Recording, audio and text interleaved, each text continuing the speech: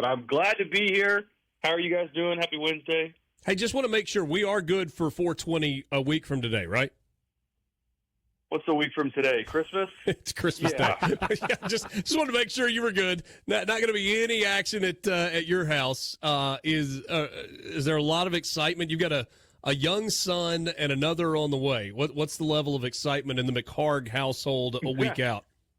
Yeah, it's all good except for the fact that I'm I'm flying Christmas night this year, so that one went over like a lead balloon. But all good. We're gonna, excited for got the Rate Bowl the next day on ESPN Radio, which will be game will be great, a lot of fun. Rutgers and Kansas State, but this time next week I will actually be on a plane, so I am unavailable this time next week. Better to be flying Christmas night than Christmas Eve.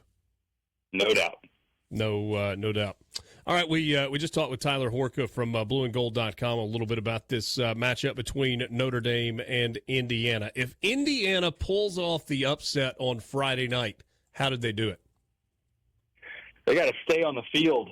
I think these are Notre Dame wants to run the football. It's not a overly powerful passing attack with Riley Leonard, but if you go back and look at what ended up being a disaster of a game against Ohio State, they shot themselves in the foot quite a bit, heavily penalized, and the couple times this year where they have struggled, it's been the miscues you would expect, penalties, turnovers, but they could not stay on the field. And anytime you're in an upset position, and especially this week against this Notre Dame team, I think you got to steal a possession here and there. I think you got to go for it in fourth down spots where you maybe otherwise wouldn't. You've got to create something in the kicking game, whether that's, I don't know if that's block field goal, block punt. You create an extra possession or something through the kicking game, because the margin here is going to be pretty thin in this game. And I think it's going to come down to, can Indiana steal a possession or two, have to stay out ahead of the sticks. And when there's opportunities to go for it on fourth down, I think you're going to see them do that. And then Curtis Rourke's got to play his best game of the season. Yeah, we were talking yesterday with Bill Bender from Sporting News about this matchup, and we know that Notre Dame's run defense is really good. Indiana's run defense has been outstanding this season. And I guess in the first half against, Ohio State, they were pretty good, and then Ohio State kind of kept leaning on them, and they were able to break some off. Can that defense, run defense in particular, the front four, front seven, hang in there for 4 quarters with Notre Dame? Yeah, you're going to have to get after Riley Leonard and make the picture, make it uncomfortable for him. I think where Riley Leonard has been most dynamic is anytime there's a broken pocket situation, if you're not able to either keep contain, or it'll be interesting to see early, does Indiana spy him? I think there's been some teams that have tried to do that, but the challenge always with spying somebody is whoever your spy is has to be a good enough athlete that if that quarterback takes off, they can go get him. And so who is that guy if Indiana decides to do that? Or do you see more of the keep him in the cage mentality that you saw a lot of teams do with John Mateer down the stretch with Washington State, where it's kind of simulated rush pressure, but you're not really rushing after the quarterback. You're trying to keep them contained and then sort of collapse the pocket around them and not allow them to get those rush lanes. I think all of that's going to be important, because what you don't want with any mobile quarterback, but especially Riley Leonard, he is so dangerous if he's able to make plays off script. Taylor, who's more likely to pull off an upset? The 11-seed SMU at Penn State on Saturday morning, or the 12-seed Clemson at Texas on Saturday afternoon? I think it's Clemson. I think Texas, if you look at obviously the 2 losses to Georgia, their best win this season, I think you could say at the end of the year, you'd say it was A&M. It's either A&M or Michigan. But I don't think Clemson is going to be – they've been in big spots before. They've been in big moments.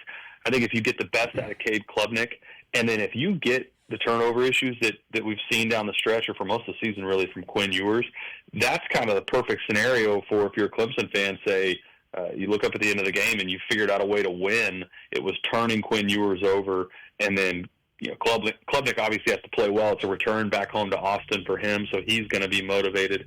But I think it's just from a personnel and a bodies standpoint, I think Clemson matches up better with Texas than SMU does against Penn State.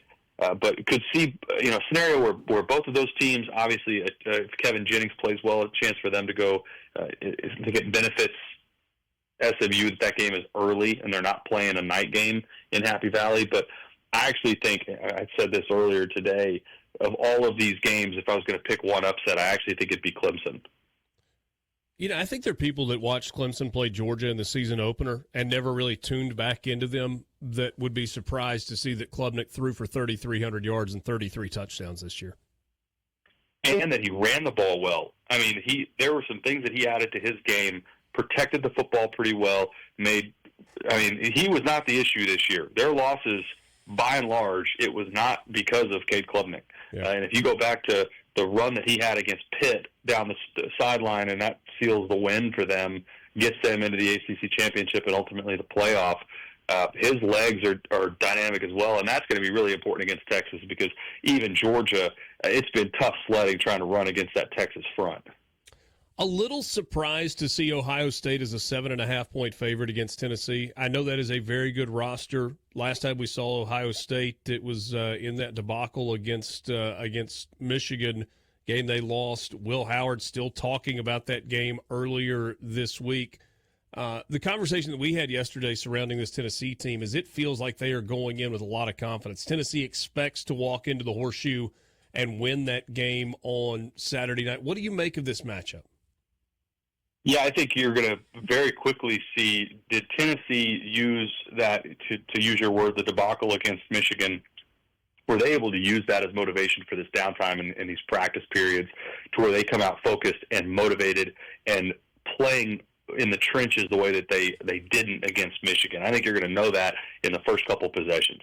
I think Tennessee on the other side, it's a perfect spot for a Tennessee team that, in my opinion, you want them to have the underdog mentality. I think that's where you get the best version of Tennessee. I don't think they play, historically, at least for the last few years, I think you're more likely to get a better performance out of Tennessee when they're in an underdog spot as opposed to they are the front runner and they're expected to win or they're the favorite. So I think if you're a Tennessee fan, you like this spot. You like that you're a touchdown dog, where I agree. I think it should be more like a 3.5 or 4. But for Ohio State, this is all about what is that response in the trenches, because that's where they got beat up by Michigan. They got pushed around in both sides, offensive and defensive line, for 4 quarters against Michigan. And Tennessee's front, there aren't too many fronts in the country from a defensive line perspective that match up like Michigan's did. Tennessee's is one of them. Yeah, and I'm glad you brought that up, because to me that offensive line, defensive line, running game matchup, or running game, run defense matchup is really fascinating. Ohio State has the 59th ranked rush offense in the country, and you look at Tennessee's rushing defense, and it's number 8 in the country. Now, Ohio State has the number 7 rush defense in the country, but Tennessee's got like the number 9 rush offense in the country. How does that kind of dynamic between those two groups on both sides of the ball play into the outcome?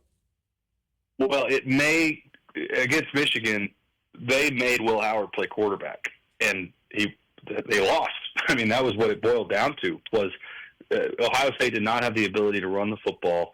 They were backed up a bunch. They had the field position was a disaster for Ohio State for most of that game, and they got them in a bunch of obvious passing downs, and that's not where you want Will Howard.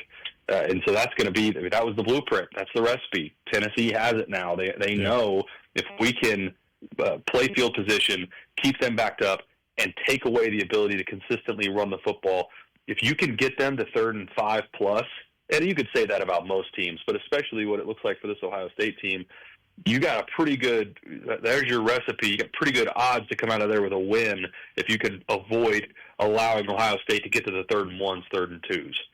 Taylor McHargue, good stuff as always.